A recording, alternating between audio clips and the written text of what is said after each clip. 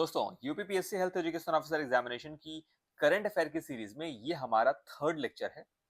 यानी कि ये थर्ड पार्ट है। और इसके पहले के दो लेक्चर्स में हमने हेल्थ रिलेटेड और न्यूट्रिशन यानी कि पोषण रिलेटेड करंट अफेयर को कवर किया हुआ था। और इस पार्ट थर्ड में हम women child and social awareness related current affair यानी कि महिला बाल एवं समाज कल्याण से संबंधित करंट अफेयर्स को डिस्कशन करेंगे। और जिस तरीके से मैंने इस पूरे करंट अफेयर को 8 सेक्शन में डिवाइड किया है, इससे आपको पूरा करंट अफेयर समझने में आसानी होगा। और देखिए, कोशिश हमारी यही है कि 60 से 80% जो करंट अफेयर्स हैं, 60 से 80% वो सारा इसी फाइल से कवर हो जाए, क्योंकि ये पूरा एक क्रक्स है, एक कॉन्साइज तरीके से मैंने इसे प्रिपेयर किया है। हालांकि करंट अफेयर अपने आप में अनलिमिटेड है ना, बहुत वास्ट है, तो आप कितना भी कंप्लीट कर लो उतना कम लगता है। और कोई गारंटी नहीं है कि आपने आपने 200 पेज 500 पेज भी करंट अफेयर पढ़ लिया, उसमें से आप सारे के सारे क्वेश्चन फंस जाएंगे। ठीक है, तो उतना ही पढ़े जितना जितने से आपका एग्जाम निकल जाए। आपको यहाँ पे ज्ञानी बनने की जरूरत नहीं है। क्लियर है? ठीक है, तो शुरुआत करते हैं। तो नमस्कार दोस्तों, मैं प्रोफेसर शिवम पांडे आप सभी का स्वागत करता हूँ ऑफिसर्स पॉइंट पर। ओके, जो फर्स्ट पॉइंट है वो महिला सशक्तिकरण, सुरक्षा एवं कानूनी अधिकार की बात करता है, यानी कि women empowerment and gender equality की बात करता है। देखिए, इस करंट अफेयर को पूरी तरीके से मैं बाइलिंगुअल रखूंगा, यानी कि यहाँ पे आपको हिंदी में चीजें जो लिखी गई है, इन चीजों के इंग्लिश टर्म्स को मैं बताऊंगा। ठीक है, ताकि हिंदी और इंग्लिश दोनों मीडियम के स्टूडेंट्स को इसका बेनिफिट मिल सके। राइट? ओके, तो पहला ये women empowerment and gender equality की बात की जा रही है। इसमें क्या कहा गया वो देखते हैं। मासिक धर्म स्वच्छता पर ऐतिहासिक निर्णय लिया गया है। सुप्रीम कोर्ट ने इस पे यानी कि मेंस्ट्रुअल हेल्थ पर एक बहुत हिस्टोरिकल एक डिसीजन दिया हुआ है, उसको डिस्कस करते हैं। तो सुप्रीम कोर्ट ने पीरियड हेल्थ यानी कि मासिक धर्म मतलब मेंस्ट्रुअल हाइजीन को संविधान के अनुच्छेद 21 के तहत मौलिक अधिकार यानी कि फंडामेंटल राइट्स के रूप में मान्यता दी है। ये बहुत इंपॉर्टेंट है। ये one of the most important fact है ये। क्यों? क्योंकि यहाँ पे फंडामेंटल राइट्स आ गया है, तो जहां भी आपको फंडामेंटल राइट्स दिख जाएंगे वो पॉइंट या वो टॉपिक बहुत इंपॉर्टेंट बन जाता है। ठीक है, तो समझते हैं। ओके, तो सुप्रीम कोर्ट ने मेंस्ट्रुअल हेल्थ को यानी कि मासिक धर्म स्वच्छता को आर्टिकल 21 के तहत, है ना, इन्हें फंडामेंटल राइट करार दे दिया है। और कॉन्स्टिट्यूशन के 21 में उन्होंने ये कहा कि ये राइट टू, यहां लिख देता हूं मैं, कि जो मेंस्ट्रुअल हेल्थ है, मेंस्ट्रुअल हाइजीन है, ये महिलाओं के लिए ये right to dignity, right to dignity यानी कि उनके सम्मान का अधिकार। इसके अलावा right to, basically right to dignity का मतलब क्या होता है कि गरिमापूर्ण जीवन का अधिकार। ओके, राइट टू डिग्निटी हो गया। इसके अलावा राइट टू हेल्थ और राइट टू प्राइवेसी, ये इसका हिस्सा है। ये इसका क्या है, इनबिल्ट हिस्सा है। ठीक है, इस वजह से ये काफी इंपॉर्टेंट बन जाता है। ओके, तो कोर्ट ने ये भी कहा कि भाई महिलाओं और किशोरियों को स्वच्छ सैनिटरी प्रोडक्ट्स, सेपरेट टॉयलेट्स यानी कि अलग से उनके लिए टॉयलेट की व्यवस्था और मेंस्ट्रुअल हेल्थ अवेयरनेस मिलना सिर्फ एक वेलफेयर की सुविधा नहीं है, सिर्फ ये समाज कल्याण की सुविधा नहीं है, बल्कि क्या है, ये राइट टू डिग्निटी है, राइट टू हेल्थ है और राइट टू प्राइवेसी का ये इनबिल्ट हिस्सा है। ओके, इंपॉर्टेंट है। और बहुत अच्छी ये बात भी कही सुप्रीम कोर्ट ने, और बहुत अच्छा ये निर्णय भी लिया गया है। इसके अलावा इसमें फायदा और क्या होगा, इससे जो स्कूल ड्रॉप आउट होते हैं, मतलब जो किशोरियां जो स्कूल जाना बंद कर देती हैं, ठीक है, तो उसको रोकने के लिए, इसके अलावा जो रिप्रोडक्टिव ट्रैक्ट इन्फेक्शन होता है या सेक्सुअली ट्रांसमिटेड जो इन्फेक्शन होता है, उसको रोकने के लिए सभी एजुकेशनल इंस्टीट्यूशंस में आरटीआई, मैं नोट कर मेंशन कर देता हूं, आरटीआई यानी कि रिप्रोडक्टिव ट्रैक इन्फेक्शन, यानी कि जो रिप्रोडक्टिव ऑर्गन्स में जो इन्फेक्शंस होते हैं, इसके अलावा सेक्सुअली ट्रांसमिटेड जो इन्फेक्शंस होते हैं, ठीक है, इनको रोकने के लिए, इनको प्रिवेंट करने के लिए जितने भी एजुकेशन इंस्टीट्यूशंस हैं और जितने भी पब्लिक प्लेसेस हैं, वहां पे फ्री में या तो सब्सिडाइज रेट पर और प्रॉपर डिस्पोजल मैकेनिज्म प्रोवाइड करना, ये अब सरकार की कॉन्स्टिट्यूशनल ड्यूटी बन गई है ना। ये क्या है, गवर्नमेंट की कॉन्स्टिट्यूशनल ड्यूटी बन गई है। ठीक है, इसलिए इस वजह से ये काफी इंपॉर्टेंट बन जाता है। ओके, नेक्स्ट बात करते हैं, जो अगला है, न्यायपालिका में महिला नेतृत्व का नया कीर्तिमान। ठीक है, यहाँ पे जुडिशरी में विमेन लीडरशिप की बात की जा रही है कि जुडिशरी में विमेन लीडरशिप का एक हिस्टोरिक रिकॉर्ड बना है। देखते हैं वो क्या है। तो भारत के उच्च न्यायालयों में यानी कि भारत के हाई कोर्ट्स में एक साथ 4 महिला स्थायी मुख्य न्यायाधीश यानी कि चीफ जस्टिस कार्यरत हुई हैं। ठीक है, भारत के 4 हाई कोर्ट में एक साथ जो चीफ जस्टिस का पोस्ट है वो महिलाओं को दिया गया है। काफी इंपॉर्टेंट है ये भी, वुमेन से रिलेटेड। ठीक है, वुमेन एम्पावरमेंट। तो वो कौन कौन सी महिलाएं हैं और कौन कौन सा वो राज्य है, उसकी बात करते हैं। तो फर्स्ट है जस्टिस मीनाक्षी मदान राय। इनको पटना उच्च न्यायालय यानी कि पटना हाईकोर्ट का इनको चीफ जस्टिस बनाया गया है। इसके अलावा नेक्स्ट है justice Sunita Agarwal, Gujarat high court chief justice. उसके बाद जस्टिस रेवती मोहिते डेरे, इनको मेघालय हाईकोर्ट का चीफ जस्टिस। और जस्टिस लीसा गिल, इनको आंध्र प्रदेश हाईकोर्ट का चीफ जस्टिस बनाया गया है। काफी इंपॉर्टेंट है, आप इसे भी नोट कर लीजिए। ठीक है, okay. Next, Singappan special task force. What is it? It's Singappan special task force. ठीक है, सिंगप्पन एसटीएफ। इसकी बात करते हैं। ये बेसिकली तमिलनाडु का ये न्यूज है। और इसमें क्या किया गया है, तमिलनाडु सरकार द्वारा महिलाओं और बच्चों की सुरक्षा को सुदृढ़ करने हेतु 9 जून 2026 को शुरू की गई। ये क्या समझते हैं? सिंगप्पन टास्क फोर्स बेसिकली ये 9 जून को शुरू किया गया था। किस लिए शुरू किया गया था? ये वुमेन यानी महिलाओं और बच्चों की सुरक्षा को मजबूत करने के लिए। ठीक है, ये एक डेडिकेटेड क्या है, टास्क फोर्स है। इसके फंक्शन को समझते हैं, इसमें है क्या। इसमें पब्लिक जो पब्लिक प्लेसेस हैं, वर्क प्लेसेस हैं और जो ट्रांजिट रूट्स हैं, यहाँ पे जेंडर बेस्ड वायलेंस और हैरेसमेंट के केसेस पर 24/7 क्विक रिस्पांस देना होगा इस टीम को। ठीक है, इसका फंक्शन क्या है, जो पब्लिक प्लेसेस है, पब्लिक प्लेस और वर्क प्लेस यानी कि महिलाएं जहां पे काम करती हैं। ठीक है, और जो ट्रांजिट रूट्स हैं, ठीक है, वहां पे जो जेंडर बेस्ड वायलेंस यानी कि जो महिलाओं से रिलेटेड जो एक वायलेंस होते हैं और जो हैरेसमेंट होती है, उनका अगर कोई भी केस फाइल होता है या उनके लिए उनका अगर कोई भी यहाँ पे शिकायत की जाती है, तो इस टीम को, ये जो टास्क फोर्स है, ये इस पे 24/7 क्विक रिस्पांस देगी। मतलब चाहे जब आप उस पर कंप्लेंट करो तो आपको तुरंत रिस्पांस मिलेगा। तो ये तमिलनाडु सरकार द्वारा किया गया है। ठीक है, तो इसका नाम है सिंगप्पन एसटीएफ, सिंगप्पन स्पेशल टास्क फोर्स है ये। ओके, नेक्स्ट, ई सेफ एचईआर कैंपेन। नेक्स्ट है ई सेफ एचईआर कैंपेन। ये क्या है देखते हैं। तो यहाँ पे सी डैक है। सी डैक का मतलब क्या होता है, मैं लिख देता हूं। सी डैक यानी कि centre for development of advance computing, centre for development of advanced computing यानी या कंप्यूटर। ठीक है, ये इसका फुल फॉर्म है। ये हैदराबाद और रिलायंस फाउंडेशन ने मिलकर इसे रूरल इंडिया की 10 लाख महिलाओं को साइबर फ्रॉड हो गया, ऑनलाइन हैरेसमेंट हो गया और डिजिटल सेफ्टी सिखाने के लिए इनिशिएटिव लॉन्च किया गया है। ठीक है, किस लिए किया गया है? रिलायंस किसके द्वारा? रिलायंस फाउंडेशन है ना, रिलायंस फाउंडेशन और हैदराबाद गवर्नमेंट ने मिलकर क्या किया है, 10 लाख महिलाओं को वेमेंस साइबर सेफ्टी सिखाने के लिए इस अभियान को, इस कैंपेन को लॉन्च किया गया है। ये इंपॉर्टेंट है। ठीक है, आगे बढ़ते हैं। नेक्स्ट है दिल्ली का पहला ऑल वुमेन पुलिस थाना। अगेन इंपॉर्टेंट, सारी इंपॉर्टेंट ही है। ठीक है, तो आप इसे ध्यान से पढ़िए।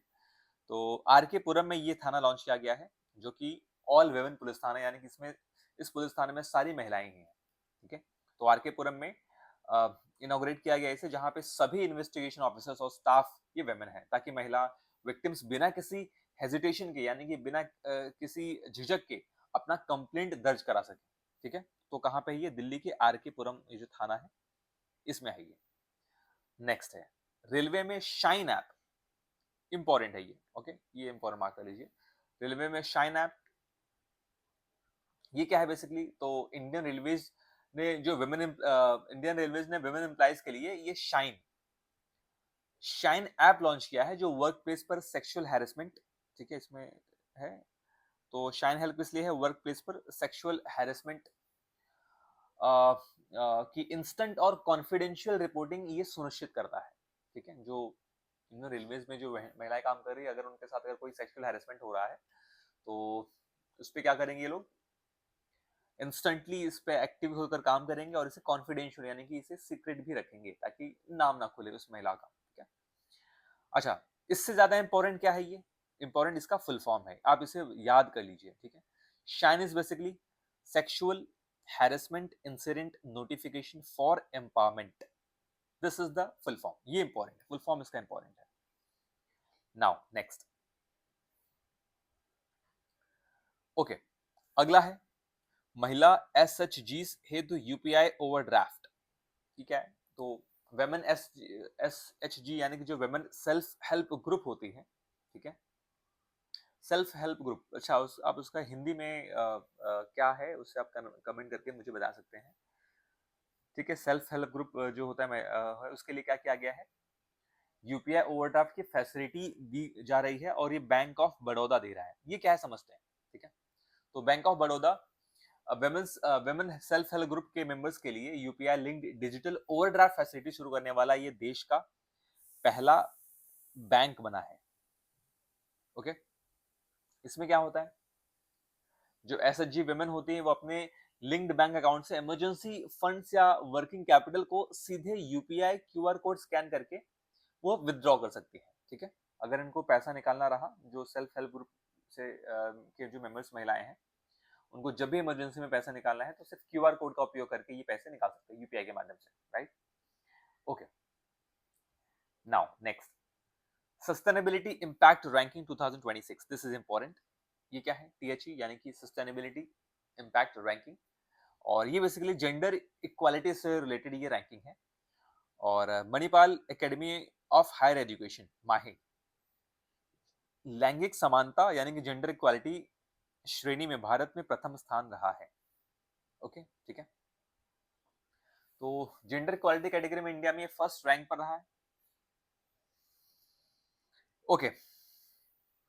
ये आप इसे नोट कर लीजिए, इसमें बहुत डिटेल में जाने की जरूरत नहीं है। तो इसे किसने दिया था ये इंपॉर्टेंट है, तो Times academy of Times higher education, ये जो THE है इसने दिया हुआ था, टाइम्स हायर एजुकेशन, ये रैंकिंग है, टाइम्स हायर एजुकेशन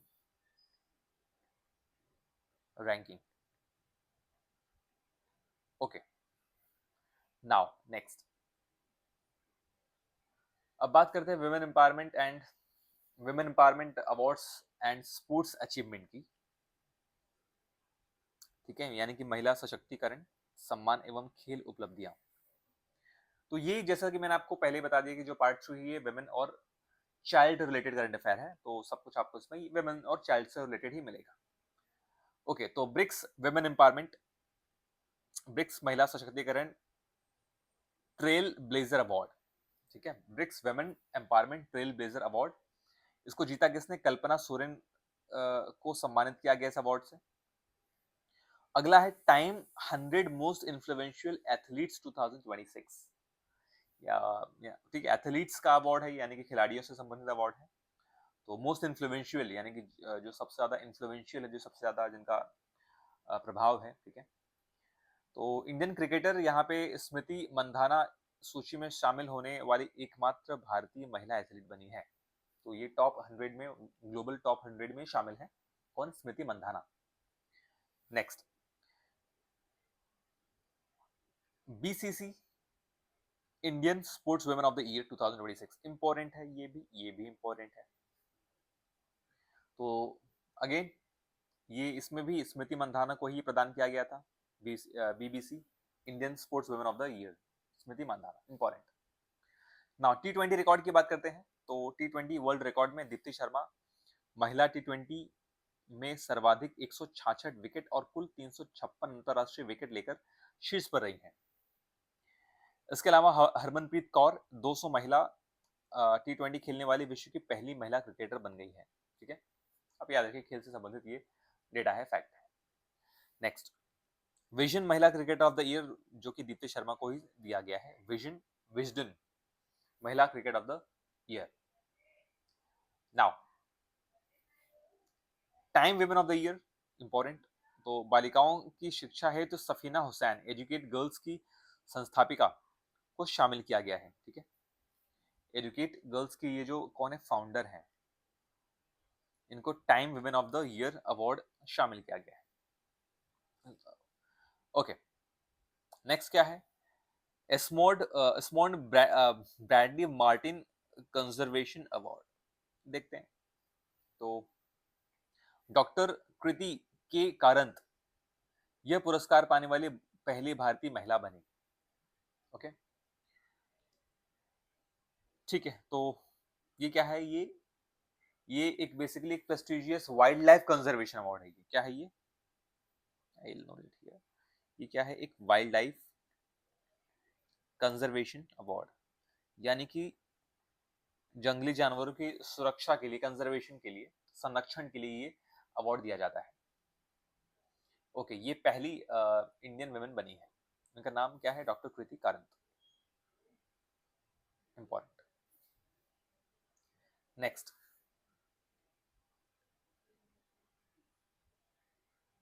एवरेस्ट फतह की बात करते हैं। तो बीएसएफ की पहली पूर्ण महिला पर्वतारोहण टीम ने मिशन वंदे मातरम के तहत माउंट एवरेस्ट पर तिरंगा फहराया। Important, very important. ठीक है, ये बहुत इंपॉर्टेंट है, आप इसे नोट कर लीजिए। तो बीएसएफ की जो ये विमेन टीम थी, ये कंप्लीट विमेन टीम थी, यानी कि जो पर्वतारोही जो टीम है ये, ठीक है, यानी कि माउंटेनियरिंग जो टीम है, ये complete women, all women mountaineering team थी। इसने मिशन वंदे मातरम के तहत माउंट एवरेस्ट को फतेह किया, उस पर जीता। अच्छा, क्वेश्चन इसमें कैसे बन सकता है कि मिशन वंदे मातरम निम्नलिखित में से किससे संबंधित है, which of the following is related to mission Vande मातरम।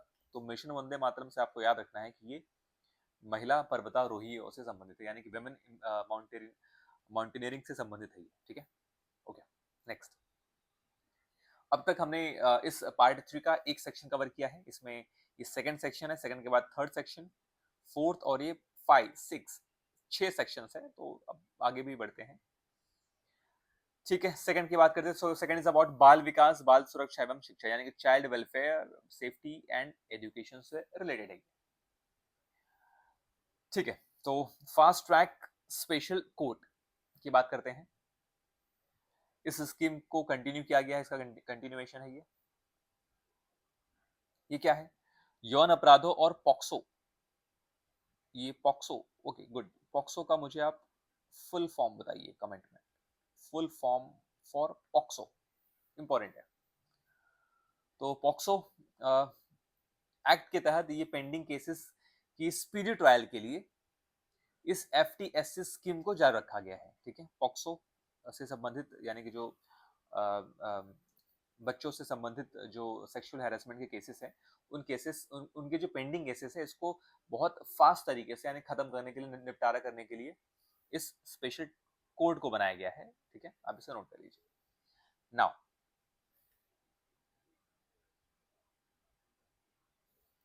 अब है नीति आयोग स्कूली शिक्षा रिपोर्ट 2026 की बात करता है। इंपॉर्टेंट है, हेल्थ एजुकेशन में है, एजुकेशन है तो ज्यादा इंपॉर्टेंट बन जाता है। ठीक है, आप ये इसे 3 स्टार मार्क कर लीजिए। इसमें क्या देखते हैं, नीति आयोग स्कूली शिक्षा रिपोर्ट 2026, यानी कि NITI Aayog school education report 2026। प्राथमिक स्तर पर जीईआर 90.9% एवं उच्च प्राथमिक स्तर पर ये 90.3% पहुंच गया है। जीईआर का मतलब होता है ग्रॉस एनरोलमेंट रेशियो, यानी कि प्राइमरी लेवल पर 90.9% एनरोलमेंट पहुंच गया है, यानी ठीक है, और अपर प्राइमरी लेवल पर ये 90.3% पहुंच गया है। मतलब जितने भी वुमेन्स है, बच्चे हैं, ठीक है, तो लगभग 90.9% बच्चे प्राइमरी में अपना एडमिशन ले रहे हैं। और सेकेंडरी, सॉरी, अपर प्राइमरी की बात करें तो वहाँ पे 90.3%, काफी इंपॉर्टेंट फैक्ट और डेटा है ये। माध्यमिक स्तर पर ड्रॉप आउट दर 11.5% रही। ठीक है, और प्राथमिक स्तर पर केवल 0.3%, इंपॉर्टेंट, नाइस।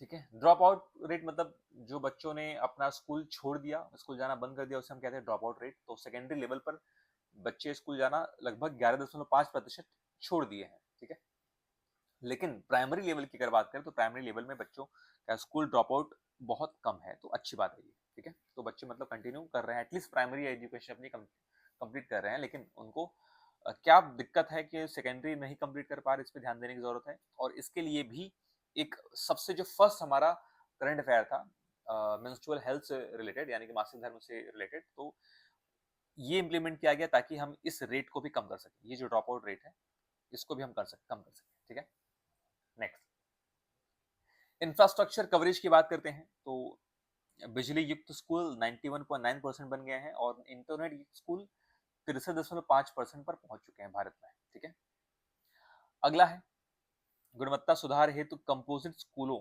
कक्षा 1 से 12 और स्टेट स्कूल स्टैंडर्ड्स अथॉरिटी के गठन की सिफारिश, यानी कि स्कूल्स की गुणवत्ता के सुधार हेतु, यानी कि उनकी क्वालिटी में रिफॉर्म करने के लिए, बदलाव करने के लिए ये स्टेट स्कूल स्टैंडर्ड अथॉरिटी एसएसएसए की गठन की सिफारिश की गई कि भाई ऐसा कोई एक संस्था होनी चाहिए जो स्कूल के क्वालिटी को इम्प्रूव कर सके। ठीक है, इंपॉर्टेंट है, बढ़िया है, किया जाना चाहिए। ओके, नेक्स्ट स्कूल शिक्षा अवसंरचना रैंकिंग।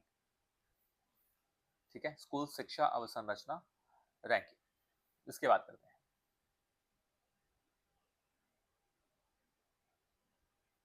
यानी कि basically school education infrastructure ranking की बात कर रहा है, तो केंद्रीय शिक्षा मंत्रालय की रिपोर्ट के अनुसार पंजाब शीर्ष इंफ्रास्ट्रक्चर के आधार पर देश में प्रथम रहा है। यानी कि अगर इंफ्रा की बात करें कि स्कूल का जो इंफ्रा है, अवसंरचना है, कहाँ पे बढ़िया है, तो ये पंजाब है, देश में सबसे बेस्ट रैंक इसको मिला हुआ है। इनके आने के जो स्कूल है, उनका जो बिल्डिंग है, बेंचेस हैं, जितने भी रोड्स वगैरह स्कूल में जो एरियाज है, वो क्या है, सबसे बढ़िया है। Zero primary drop out achievement, तो शून्य ड्रॉप आउट जो अचीवमेंट है, ये झारखंड ने अपने प्राथमिक विद्यालयों में 100% ड्रॉप आउट प्रतिधारण रेट हासिल किया है। मतलब इनके स्कूल में जो बच्चे हैं वो अपना स्कूल जाना बंद नहीं करते हैं, वहाँ पे कोई ड्रॉप आउट नहीं कर रहा है, कोई बंद नहीं कर रहा है, सब लोग कंटिन्यू कर रहे हैं। तो झारखंड का ये जो प्राइमरी स्कूल है, झारखंड में जितने प्राइमरी स्कूल है, ये देश में सबसे फर्स्ट रैंक पर है और इनको 100% drop out, zero drop out rate इनको मिला हुआ है।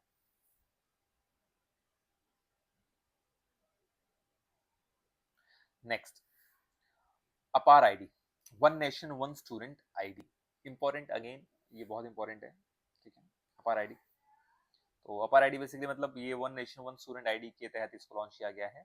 और यहाँ पे एनईपी 2020 के तहत देश भर में 25 करोड़ से अधिक 12 अंक की, ये इंपॉर्टेंट है, क्वेश्चन बन सकता है कि अपार आईडी में कितने अंक शामिल हैं, तो इसमें 12 अंक शामिल है। ठीक है, तो 12 अंक की डिजिटल अपार आईडी जनरेट की गई है, जो डिजी लॉकर व एकेडमिक बैंक क्रेडिट, यानी कि एबीसी आईडी आपने सुना होगा, तो यही वो है, वो एक एकेडमिक बैंक ऑफ क्रेडिट से एकीकृत है, यानी कि इंटीग्रेटेड है। आपको अगर अपना अपार आईडी जानना है तो आप डिजी लॉकर पर जा सकते हैं, आप वहां पे अपने एकेडमिक एबीसी आईडी डालेंगे तो आपका वो अपार आईडी निकल कर आ जाएगा। Okay, that is important. अपार अपार में ये भी इंपॉर्टेंट है कि मैंने आपको बताया कि 12 अंक का होता है। अब अपार का फुल फॉर्म भी इंपॉर्टेंट है, ये भी जानना जरूरी है। तो अपार का फुल फॉर्म देख लेते हैं क्या है अपार। ओके, अपार मतलब automated, automated permanent, automated permanent academic account,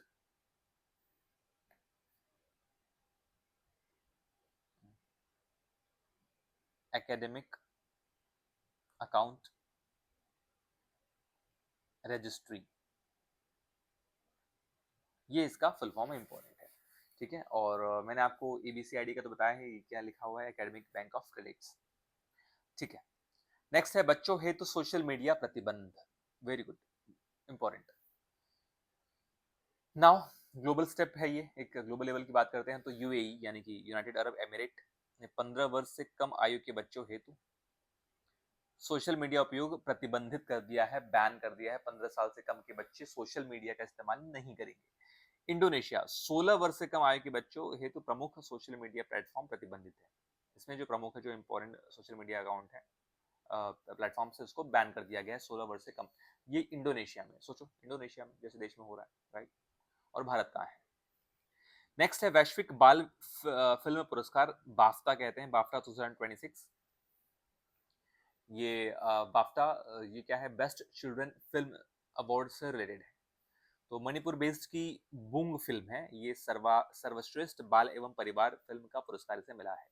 उसको best child and family film का इंटरनेशनल अवार्ड मिला है, इंपॉर्टेंट है, ठीक है। नाउ नेक्स्ट, ये सेकंड सेक्शन हमारा कंप्लीट हो गया, अब हम थर्ड सेक्शन की तरफ आगे बढ़ते हैं। Now third is again about PAI. PAI हमने ऑलरेडी पहले भी देखा हुआ है शायद, ठीक है, तो एक बार पाई हम फिर से देखते हैं, बहुत इंपॉर्टेंट है इस बार के लिए। PAI is most important fact.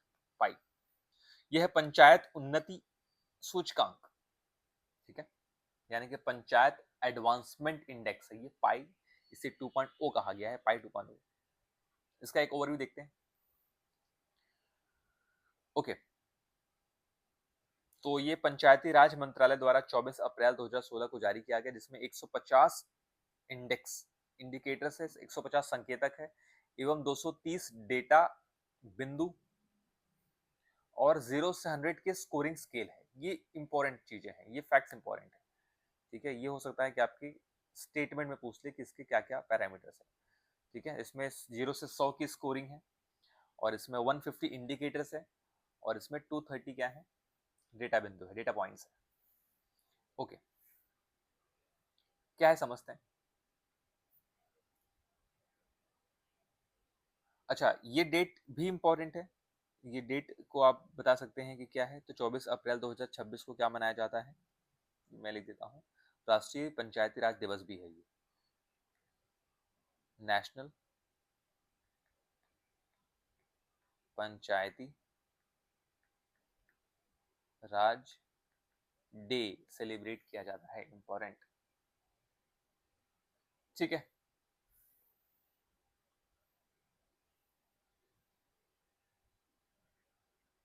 तो यहाँ पे क्या किया गया है, पश्चिम बंगाल को छोड़कर देश की 2,59,867 ग्राम पंचायतें इसमें शामिल हुए हैं। पश्चिम बंगाल के ग्राम पंचायत इसमें शामिल नहीं हुए, इस वजह से इसका जो कवरेज रेट है वो 97.3% है, 97.30% नेशनल पार्टिसिपेशन रहा है ये।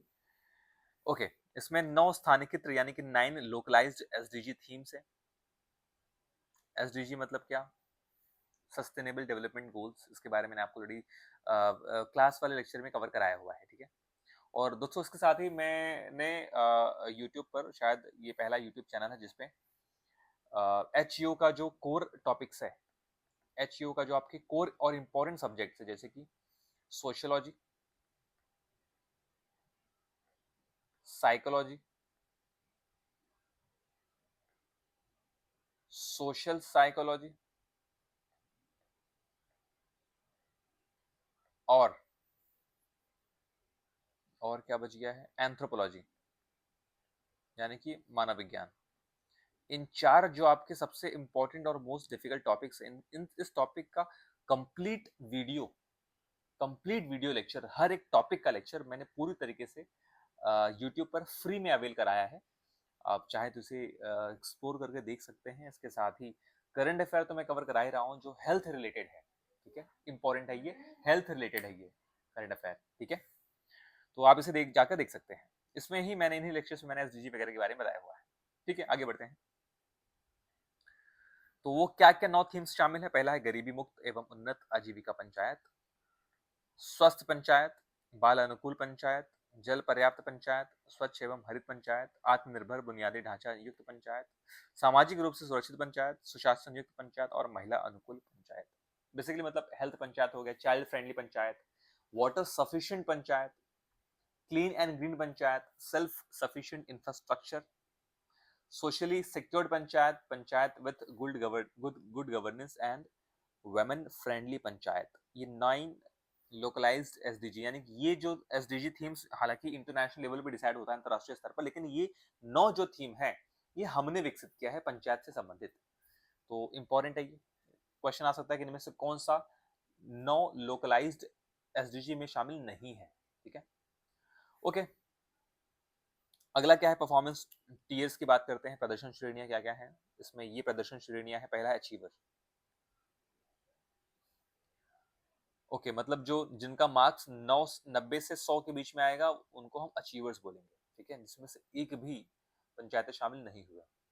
फ्रंट रनर 75 से 90, इसमें 3,635 पंचायतें ने इसमें शामिल थी।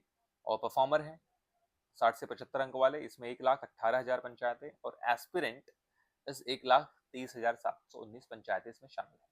इसके अलावा एक और है बिगिनर, मतलब जिनका 40% से कम मार्क्स है, उनको उसमें 13,000 पंचायतें ऐसे जिनको 40% से कम मार्क्स मिले हैं। तो ये क्या है, प्रदर्शन की श्रेणियां हैं। इसके बाद राज्यवार रैंकिंग की अगर बात करें तो state ranking and top achievers की बात करें, इंपॉर्टेंट डेटा ये। तो देश में सर्वश्रेष्ठ प्रदर्शन करने वाला राज्य रहा है Tripura, best performer award state रहा है। इसमें लगभग 80% पंचायतें फ्रंट रनर श्रेणी में शामिल हैं, 80% स्टेट की पंचायत। जो टॉप 5 फ्रंट रनर है वो हैं त्रिपुरा, तेलंगाना फ्रंट रनर में है ये, आंध्र प्रदेश, उड़ीसा और महाराष्ट्र की पंचायतें ये शीर्ष पर शामिल हैं। और देश की सर्वश्रेष्ठ जो ग्राम पंचायत है ये क्या है, जुगल किशोर नगर ग्राम पंचायत, सिपाहीजा ला जिला त्रिपुरा में है। सिपाहीजा, अच्छा ठीक है, ये त्रिपुरा में है, जिसने 88.4% 88.44 मार्क्स स्कोर किया हुआ है। ये देश के सब सर्वश्रेष्ठ ग्राम पंचायत है ये, ठीक है। ओके, ये त्रिपुरा के सिपाही जाला डिस्ट्रिक्ट में है। नेक्स्ट क्या है, ए ग्रेड पंचायतें। तो गरीबी मुक्त एवं उन्नत आजीविका थीम पर आधारित ये 3,313 ग्राम पंचायतें थी। एंड स्वास्थ्य पंचायत थीम पर 1,015 ग्राम पंचायतें काम कर रही हैं, इनको ए ग्रेड मिला हुआ है, ठीक है, जो इन थीम्स पर काम कर रही हैं। अगला, विशिष्ट पंचायत माइलस्टोन उपलब्धि क्या है, बेला ग्राम पंचायत भंडारा महाराष्ट्र का देश की पहली नेट जीरो ग्राम पंचायत ये बनी है, ठीक है। नेट जीरो कार्बन ग्राम panchayat, basically net zero carbon ग्राम पंचायत। इसके अलावा सौंदाला गांव, ये भी महाराष्ट्र का ही है, देश का पहला जाति मुक्त यानी कास्ट फ्री गांव ये घोषित हुआ है। इंपॉर्टेंट है ये फैक्ट, कास्ट फ्री विलेज है ये। इसमें इस गांव में रहने वाले कोई भी कास्ट को फॉलो नहीं करते और यहाँ पे कास्ट को लिखा नहीं जाता है। नेक्स्ट, फोर्थ सेक्शन की बात करते हैं। Okay, fourth section is all about सामाजिक न्याय, अनुसूचित जाति, जनजाति एवं कमजोर वर्ग यानी कि social justice and SC ST welfare की ये बात करता है। तो एससी एसटी उप वर्गीकरण पर सुप्रीम कोर्ट का फैसला। तो एससी एसटी सब कैटेगरी पर, ठीक है, सुप्रीम कोर्ट ने क्या दिया, फैसला दिया है। इसमें 7 न्यायाधीशों की संविधान पीठ 6:1 बहुमत ने राज्यों को एससी और एसटी श्रेणियों के भीतर उप वर्गीकरण यानी कि सब क्लासिफिकेशन करने और सबसे पिछड़े वर्गों को लक्षित आरक्षण देने की अनुमति दी। और 2004 के ईवी चेन्नैया फैसले को पलटा तथा क्रीमी लेयर को बाहर करके मानक बनाने की सिफारिश की। ओके, इसमें क्या किया गया है, इसमें 7 जजों की कॉन्स्टिट्यूशनल बेंच थी, इसमें 6:1 यानी कि 6 इसके सपोर्ट में थे और एक इसके अगेंस्ट में थे। इस बहुमत से स्टेट को यह पावर दी गई कि वो एससी और एसटी कैटेगरी के भीतर ही एक सब क्लासिफिकेशन कर सकते हैं, ताकि सबसे जो डिप्राइव्ड और जो बैकवर्ड जाति है, ठीक है, जातियों को सेपरेट कोटा दिया जाए। इनमें से क्या है, इनमें से जो सबसे बैकवर्ड क्या है और जो डिप्राइव्ड जातियां हैं उनको एक सेपरेटली कोटा दिया जा सके। इसमें कोर्ट ने क्या किया है कि सुप्रीम कोर्ट ने 2004 का जो ईवी चेन्नैया बनाम आंध्र प्रदेश की 5 जज वाली जो बेंच का जो फैसला था उसको क्या किया है, ओवर रूल कर दिया, यानी कि पलट दिया है। और कोर्ट ने ये स्पष्ट तरीके से बता दिया कि आर्टिकल 15(4)A, मैं कहीं लिख देता हूँ, कोर्ट ने क्या बोला है, एक सेकंड, हाँ, आर्टिकल 15(4)A, ठीक है, और आर्टिकल 16(4), इसी के तहत सब क्लासिफिकेशन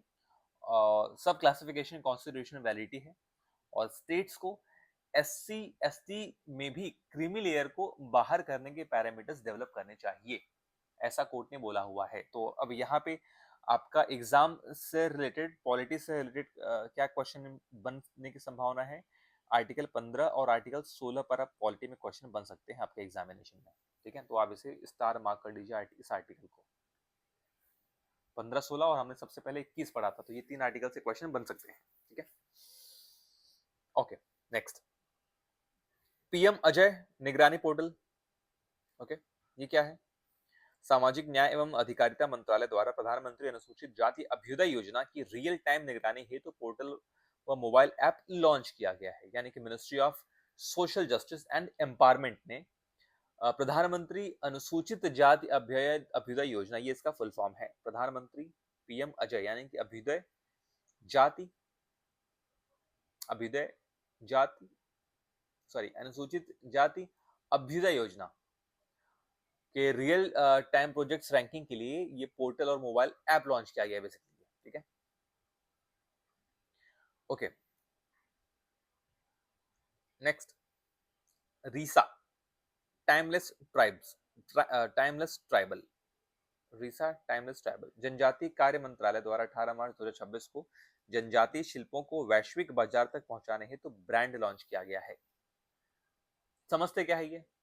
तो बेसिकली 18 मार्च 2026 को मिनिस्ट्री ऑफ ट्राइबल अफेयर्स ने इंडिजिनस ट्राइबल हैंडलूम और क्राफ्ट को ग्लोबल मार्केट से जोड़ने के लिए बेसिकली इस ब्रांड को लॉन्च किया। ब्रांड का नाम क्या है? रीजा। ठीक है, ग्लोबल मार्केट में, ताकि हमारी इंडियन ट्राइब्स की पहुंच हो सके। अगला है जनजातीय फसलों को जीआई टैग मिला है। ये हमने पहले भी कवर किया है। तो उसमें कौन कौन सी है? सितही कुटकी, नाग दमन कुटकी, बैंगनी अरहर और छतरी धान को जीआई टैग मिला है। कहाँ का? मध्य प्रदेश का। ठीक है, मध्य प्रदेश। नेक्स्ट, जन भागीदारी सबसे दूर सबसे पहले। छत्तीसगढ़ सरकार द्वारा सुदूर आदिवासी बस्तियों तक जन कल्याणकारी योजनाएं पहुंचाने हेतु विशेष अभियान चलाया गया है। इस दौरान ये अभियान चलाया गया है। क्या है समझते हैं। तो छत्तीसगढ़ गवर्नमेंट द्वारा 18 से 25 मई को जो रिमोट एरियाज हैं और बस्तर का जो ट्राइबल बस्तियां हैं, उन बस्तियों तक जो वेलफेयर स्कीम है उनकी 100% डिलीवरी हो सके, इसलिए ये अभियान चलाया गया है। ठीक है, ओके। जो भी वेलफेयर स्कीम होते हैं ताकि उन तक 100% ये पहुंच सके। नेक्स्ट क्या है? VBG Ramji act 2025। VBG Ramji act important.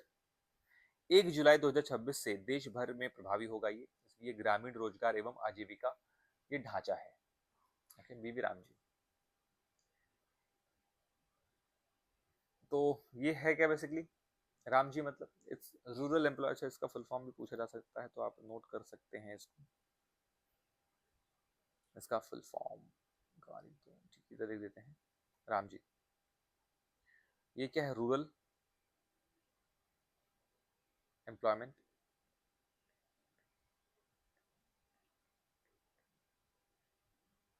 And livelihood framework.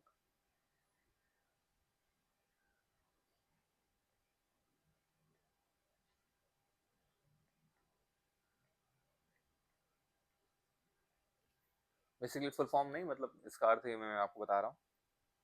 ये फ्रेमवर्क है। ठीक है, ये एक्ट लागू हो गया है।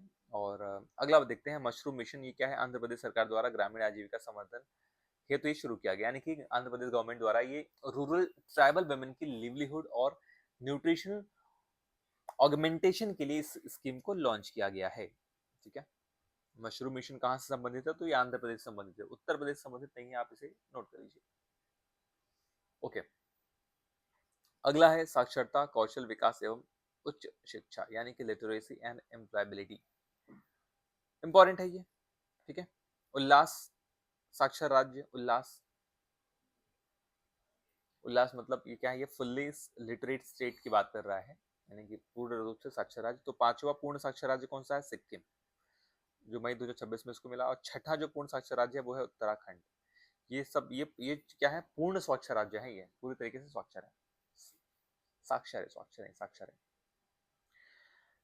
पहला स्किल इंडिया सेंटर लॉन्च किया गया है, एसआईसी। तो संबलपुर उड़ीसा में ये स्थापित हुआ है। एआई संचालित वोकेशनल मॉड्यूल पर वो आधुनिक प्रयोगशालाओं से ये युक्त है।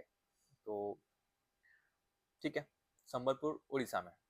Okay, next, Shreyas portal. शिक्षा मंत्रालय व कौशल विकास मंत्रालय द्वारा अप्रेंटिसशिप ट्रैकिंग, स्टाइपेंड भुगतान और academic bank of credits linkage के लिए बनाया गया है। ठीक है, अप्रेंटिसशिप जो होता है उसकी ट्रैकिंग हो सके, कितने बच्चे अप्रेंटिसशिप उनको मिल रहा है, और उनको भुगतान हो रहा है कि नहीं उनके स्टाइपेंड का, और एबीसी जो ये स्कोर है, इनको लिंक किया गया है, इनको लिंक करके श्रेयस पोर्टल बना दिया गया है। ठीक है, ओके, आगे बढ़ते हैं। श्रेयस, नेक्स्ट। तो ठीक है, श्रेयस उसका फुल फॉर्म अगर पूछा जा सकता है तो आप इसे नोट कर लीजिए। श्रेयस मतलब क्या होता है? स्कीम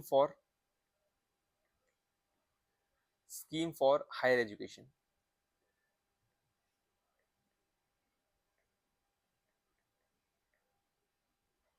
यूथ इन अप्रेंटिसशिप,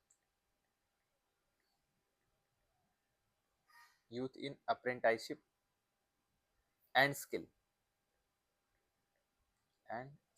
ये इसका श्रेयस का फुल फॉर्म है।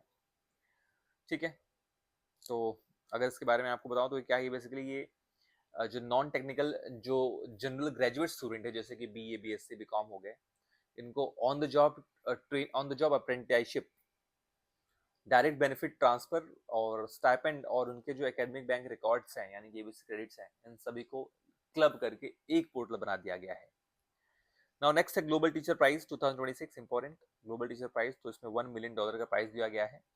तो स्लम बेसिकली वंचित बच्चों तक शिक्षा पहुंचाने हेतु तो भारतीय शिक्षिका रुबल नागी को प्रदान किया गया है, ये रुबल नागी को। ठीक है, ओके, ये इंडियन सोशल वर्कर हैं और टीचर हैं rouble Nagi, important. Deemed university का दर्जा मिला किसको? यूजीसी के सलाह पर केंद्र सरकार ने एनसीईआरटी, इंपॉर्टेंट, ये भी इंपॉर्टेंट है, एनसीईआरटी को मानद विश्वविद्यालय का दर्जा प्रदान किया गया, यानी कि now NCERT is a deemed university. ठीक है, it's deemed to be university. Okay, deemed university. Now next,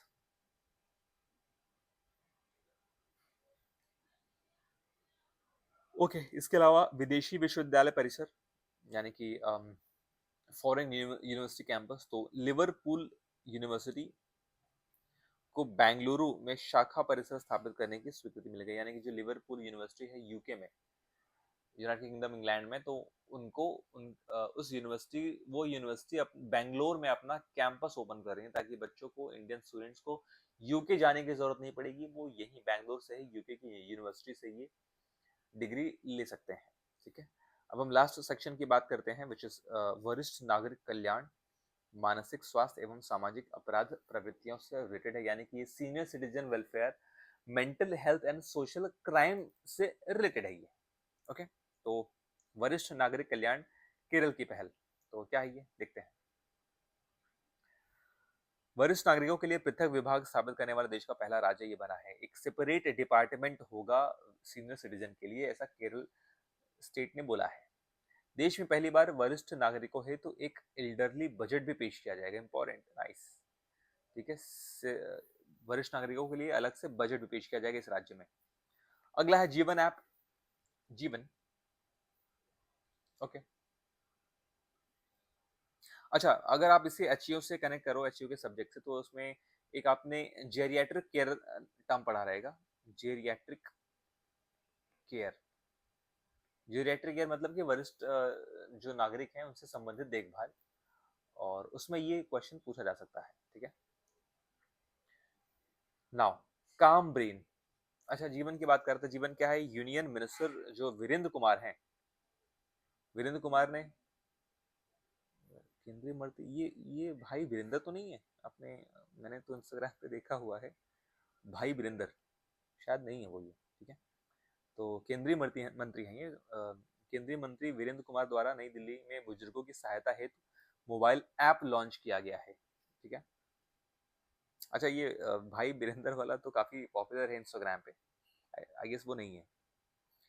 ठीक है, तो वीरेंद्र कुमार द्वारा नई दिल्ली में बुजुर्गों की सहायता है तो नया मोबाइल ऐप लॉन्च किया गया है, ताकि उनको ये हेल्प करेगा। इसका नाम क्या है आपका? जीवन। तो अगर क्वेश्चन बनता है कि जीवन ऐप संबंधित है किससे, तो ये बुजुर्गों से संबंधित है, यानी कि सीनियर सिटीजन से संबंधित है, तो उनको वन टच में यहाँ पे इमरजेंसी असिस्टेंस मिलेगा, एक क्लिक में उनको हेल्थ से रिलेटेड जो सर्विसेज हैं वो मिलेगा, उनको पेंशन की एक्सेस उनको एक ही क्लिक पे आ जाएगी। तो इस तरीके से इस ऐप को बनाया गया है।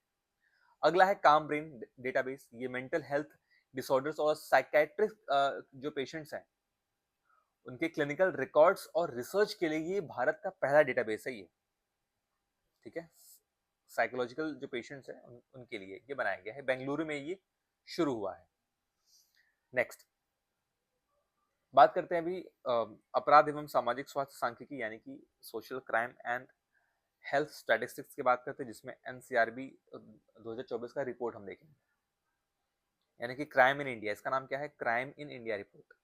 आत्महत्याएं कितनी हुई हैं? तो वर्ष 2024 में कुल 1,70,746 आत्महत्याएं हुई हैं, ये दर्ज हुई हैं, ठीक है। तो इसमें कौन शामिल है? इसमें बेसिकली दैनिक वेतनभोगी हैं, किसान हैं, बेरोजगार छात्र व गृहिणियां, ये प्रमुख रूप से इसमें इस वर्ग में शामिल हैं। नेक्स्ट क्या है? ड्रग ओवरडोज से मौतें। ड्रग के ओवरडोज से तो 50% की वृद्धि हुई है इसमें। तो ये जो ड्रग से रिलेटेड दवाइयों से रिलेटेड जो ओवरडोज की वजह से जो डेथ हुई है वो 650 से बढ़कर 978 हो चुकी है। इसमें तमिलनाडु सबसे शीर्ष स्थान पर है ये, उसके बाद पंजाब, मध्य प्रदेश, राजस्थान और मिजोरम है। पहला एएनटीएफ थाना, एएनटीएफ ये पुलिस स्टेशन है। तो एएनटीएफ बेसिकली क्या है? ये नारकोटिक्स नेटवर्क को ब्रेक करने के लिए ये देश का पहला anti narcotic task force police station ये बनाया गया है, नई दिल्ली में उसको बनाया गया है। एंटी नारकोटिक्स का फुल फॉर्म क्या है? एनटीएफ का, एएनटीएफ का एंटी नारकोटिक टास्क फोर्स, ठीक है, यहाँ लिखा है। नई दिल्ली में एक अलग सा थाना बनाया गया है मादक पदार्थों के नेटवर्क को बस्ट करने के लिए, उसको खत्म करने के लिए, ट्रैक करने के लिए। अपराध प्रवृत्तियां यानी कि क्राइम ट्रेंड्स की अगर बात करें तो महिलाओं के विरुद्ध अपराध में 1.5% की कमी हुई है। अब सिर्फ और सिर्फ 4,41,000 मामले सामने आए हैं महिलाओं के अपराध से रिलेटेड, और बच्चों के विरुद्ध अपराध में 5.9% की वृद्धि हुई है, और वरिष्ठ नागरिकों के विरुद्ध अपराध में 16.9% वृद्धि हुई है, और एससी के विरुद्ध अपराध में 3.6% और एसटी के विरुद्ध में 23.1% की कमी हुई है। नाइस, ठीक है, कम हुआ है। ये क्राइम रिलेटेड फैक्ट हैं। और लास्ट वाला जो फैक्ट है इस सेक्शन का ये है जल जीवन मिशन 2.0। इसमें हर घर नल योजना 2028 तक विस्तारित किया गया है, और अरुणाचल प्रदेश, झारखंड, तमिलनाडु और नागालैंड के साथ एक एमओयू भी साइन किया गया है, और इस फैक्ट को हमने अपने फर्स्ट या सेकंड वाले में कवर किया है डिटेल में, ठीक है। तो नागालैंड के साथ इसमें एमओयू साइन हुआ है, और ये 2028 तक एक्सटेंड हुआ है, आप इसे नोट कर लीजिए, ठीक है। तो ये यहाँ पे मैंने नोट्स में ही कुछ क्विक फैक्ट डाले हुए हैं, ओके, ताकि आपको इसे रिवाइज करने में आसानी हो। जो इंपॉर्टेंट फैक्ट यहाँ पे मैंने डाल दिया है। तो दोस्तों ये रहा हमारा पूरा का पूरा पार्ट 3 और लेक्चर 3। आई बिलीव आपको ये चीजें समझ में आई हैं, और आप इसे बहुत अच्छी तरीके से, अगर आप इस वीडियो को भी 2 से 3 बार अगर आप रिपीट करके देख लेंगे तो भी ज्यादा से ज्यादा फैक्ट आपको याद हो जाएंगे।